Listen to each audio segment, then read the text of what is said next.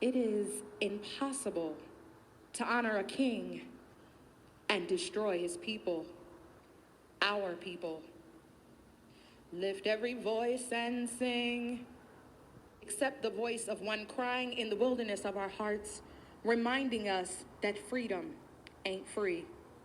You must know it will cost us repentance and forgiveness of one another, letting go of our bitterness and judgments passed on each other, owning our internal affairs, being honest and aware of what we've done to our own family, knowing and unknowingly. We've violated and offended our own body. We've lacked kindness and empathy, love and mercy. We can't love and honor God without acknowledging Him in each other. We can't worship Him in spirit and in truth if we refuse to stop participating in the divide and conquer. Stop doing our part, perpetuating instead of dismantling a system built to keep us, sisters and brothers, from our freedom. Prepare ye the way of the Lord.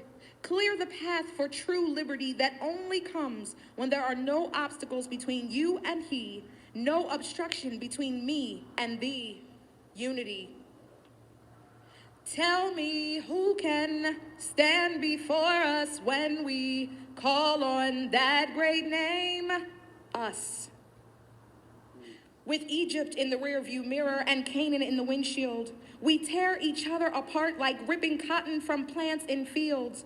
We seem to be stuck wandering in the same cycles of oppression, generation after generation, different iterations of the same bondage.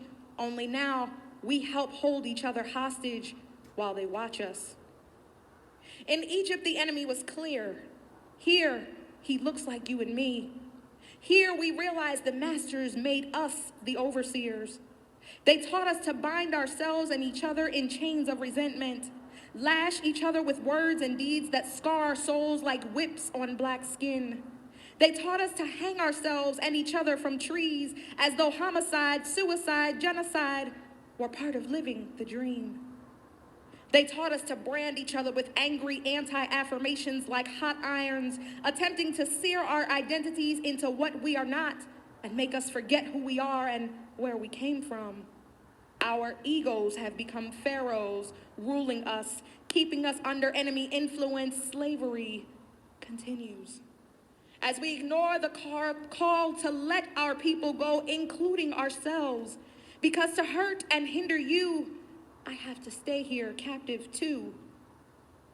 I lift my hands in total adoration unto you. The same hands that form weapons against my sisters and brothers, the same hands that hold trigger fingers that cover our tribe, our community in the friendly fire, killing the collective influence that comes from our unity. Black woman, Black man, we die at our own hands every time we literally and figuratively shoot each other down and take no responsibility for our infidelity, the in-house hate crimes we commit when we refuse to leave behind the self-loathing and, as a consequence, the devaluing of each other we learned in Egypt. We crossed the Red Sea, but we couldn't drown out that Egypt mentality.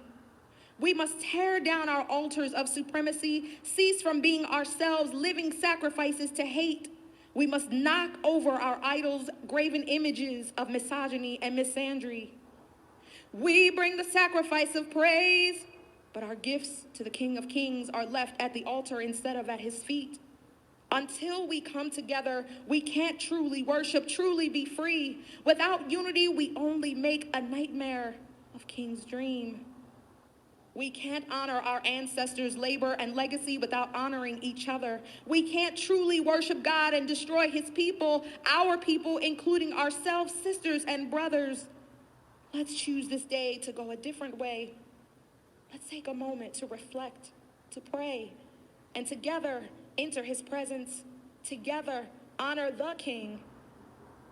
Together live out Dr. King's dream.